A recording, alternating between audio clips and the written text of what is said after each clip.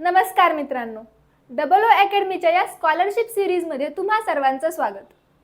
आजच्या या व्हिडिओमध्ये आपण NMMS म्हणजेच national means cum merit scholarship exam या परीक्षेबाबत अगदी सोप्या पद्धतीने माहिती पाहणार आहोत.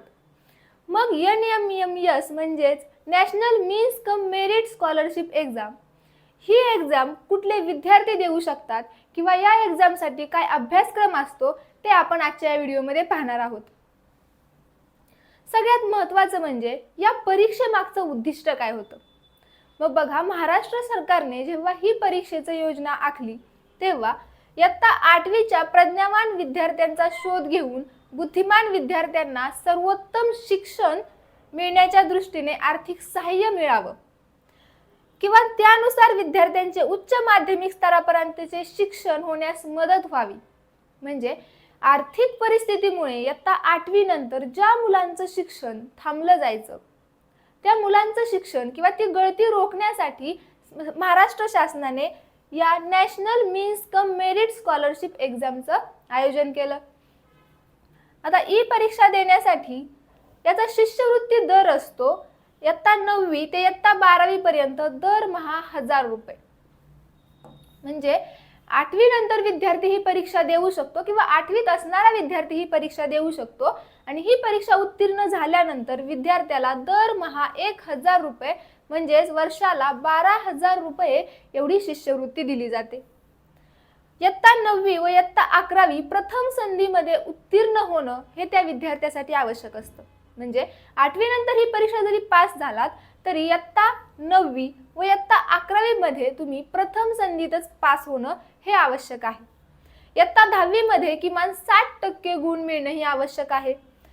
SC आणि ST विद्यार्थ्यांना किमान 55% गुणांची मर्यादा ठेवलेली आहे.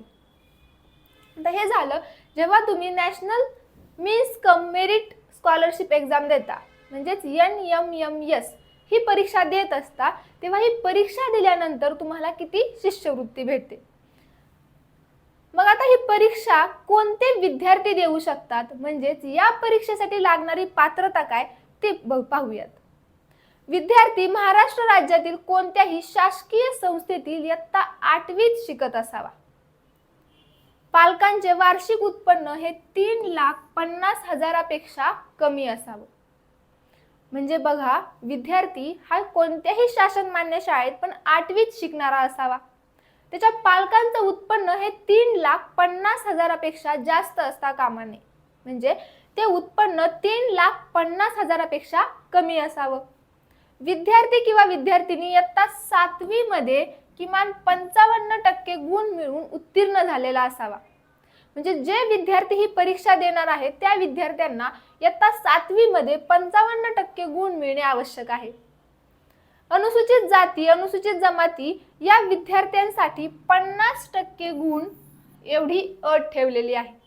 म्हणजे अनुसूचित जाती आणि अनुसूचित जमातीचे विद्यार्थी इयत्ता 7वी मध्ये त्यांना किमान 50% गुण मिळवून उत्तीर्ण होणं आवश्यक आहे.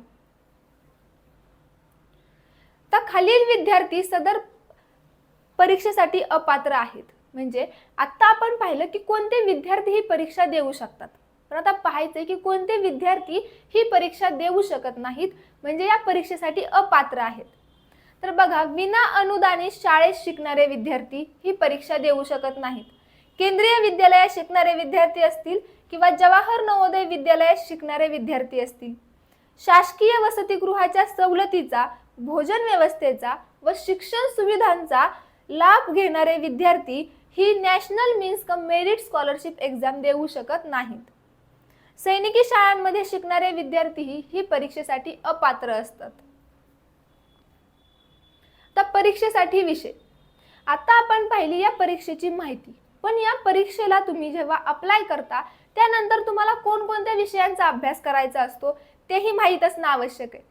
मग बघा, या परीक्षेसाठी आपल्याला 2 विषयांचा तयारी करावी लागते. ते 2 विषय कुठले तर बौद्धिक क्षमता चाचणी म्हणजेच मॅट, मेंटल ॲबिलिटी टेस्ट ही मानसशास्त्रीय चाचणी असून त्यामध्ये कार्यकारणभाव, विश्लेषण, संकलन इत्यादी संकल्पनांवर आधारित 90 बहुपर्यायी वस्तुनिष्ठ प्रश्न असतात.